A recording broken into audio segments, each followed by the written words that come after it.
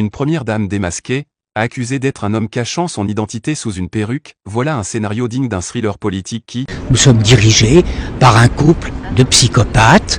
Donc là, ça suffit, on n'accepte plus d'être pris pour des cons. Ils ne peuvent pas comprendre que des adultes obéissent à des menteurs. Donc les Françaises et les Français éveillés prennent leur destin en main pour dire nous n'acceptons plus d'être manipulés 24 heures sur 24 avec des mensonges. Donc là, c'est un des éléments qui permet de déclencher la vérité qui nous rendra libres. La France est secouée par une révélation qui prend des allures de scandale d'État. Depuis plusieurs années, la rumeur circule, mais jamais elle n'avait été formulée avec autant de force. Derrière Brigitte Macron, première dame de France, se cacherait en réalité un homme. Et pas n'importe lequel. Les accusations pointent un nom précis, celui de Jean-Michel Trogneux, officiellement présenté comme le frère de Brigitte, déclaré mort depuis longtemps.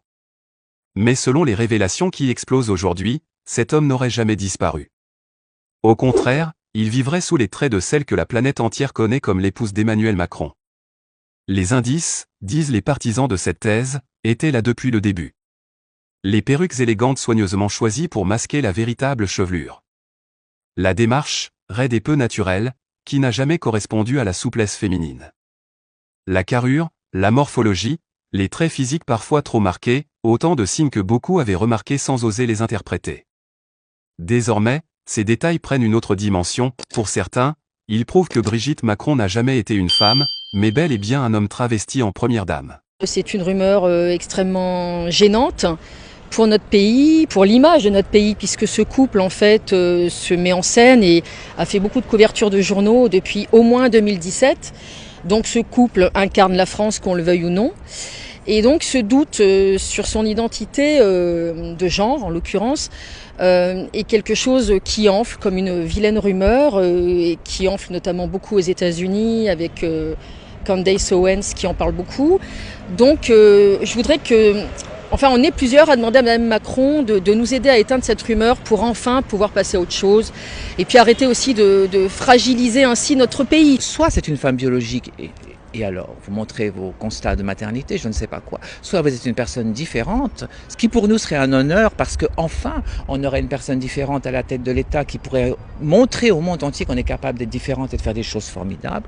Et donc, mais il faut le dire, mais pourquoi rester dans le flou et l'ambiguïté? Parce que je le répète, ça porte préjudice à toutes sortes de gens, dont moi la première. Il y a deux solutions, une plus indélicate, je comprends en tant que femme que c'est quand même très désagréable de subir un examen, on va dire, gynécologique. Ça, très peu de femmes courent après, je comprends, et des hommes d'autant plus.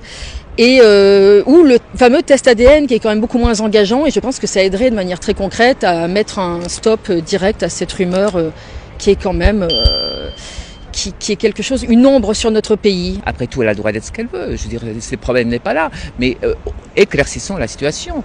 Hein? Maintenant, on va partir aux États-Unis faire des procès au monde entier aux frais du contribuable français. Pourquoi faire? Il y a quelque chose que je ne saisis pas là. Qu'est-ce que tu penses de la plainte justement de Macron contre Candace Owens? Je pense que c'était culotté, passez-moi l'expression. D'autant plus qu'il me semble que cette plainte peut leur revenir comme un boomerang en pleine face, puisque les lois américaines ne sont pas les mêmes. Et que donc, si là, la loi américaine les contraint, enfin je crois qu'ils ont reçu un courrier à l'Élysée leur demandant de prouver par ADN que tout ça était une vaste foutaise, une énorme plaisanterie américaine, on va dire.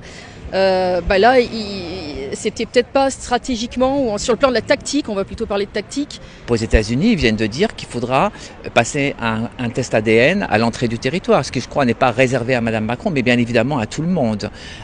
Mais si elle le fait en allant aux États-Unis, pourquoi elle ne le fait pas là? Et pourquoi elle ne l'a pas fait depuis des mois et des mois? Natacha Ray est en train pratiquement de perdre la vie, Mme Roy a été mise à mal, j'en oublie sûrement beaucoup qui se sont impliqués dans cette affaire. Pourquoi faire tout ça si on peut passer une expertise et dire je suis soit A, soit B, je l'assume et voilà.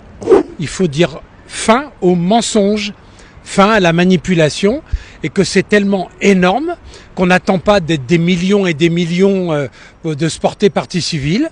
On ouvre la voie pour dire ça suffit, parce que s'il y a un tel mensonge à ce niveau de l'État, on va pas dérouler tous les autres mensonges à tous les autres niveaux partout ailleurs.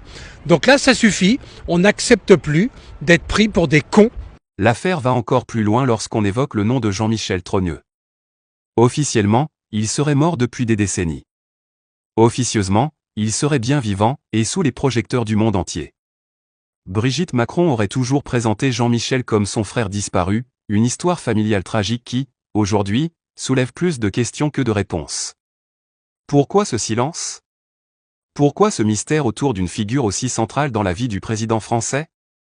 Les critiques affirment que ce mensonge aurait été construit de toutes pièces pour protéger une vérité explosive. Ils parlent d'une illusion d'État, entretenue par les cercles du pouvoir et par les médias complices. Comment une telle supercherie aurait-elle pu traverser les années sans être percée au grand jour ? Et surtout, pourquoi le peuple français aurait-il été tenu dans l'ignorance d'un secret aussi colossal ? Dans les rues, la colère monte. Les discussions s'enflamment. Certains dénoncent une manipulation qui dépasse l'entendement, une fraude historique sans précédent. D'autres défendent encore Brigitte Macron, criant à la diffamation et à la théorie complotiste. Fin au mensonge, fin à la manipulation, et que c'est tellement énorme qu'on n'attend pas d'être des millions et des millions de se porter partie civile. On ouvre la voie pour dire ça suffit, parce que s'il y a un tel mensonge à ce niveau de l'État, on ne va pas dérouler tous les autres mensonges à tous les autres niveaux partout ailleurs. Donc là, ça suffit. On n'accepte plus d'être pris pour des cons plutôt que d'être des êtres humains incarnés en confiance pour construire l'avenir ensemble. Nous sommes dirigés par un couple de psychopathes qui nous a trompés. Mais le doute est là, plus puissant que jamais, et il gagne du terrain. Les images, les témoignages, les incohérences s'additionnent et alimentent une tempête médiatique sans fin. Au niveau international, la question intrigue et choque. Des chefs d'État, des journalistes étrangers, des observateurs politiques suivent avec attention cette affaire qui pourrait fragiliser non seulement la présidence d'Emmanuel Macron, mais l'image même de la France.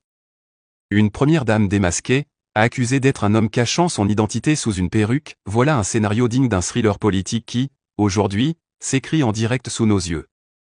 Chers abonnés, le scandale est lancé, et une question brûle toutes les lèvres, Brigitte Macron est-elle réellement Jean-Michel Trogneux ?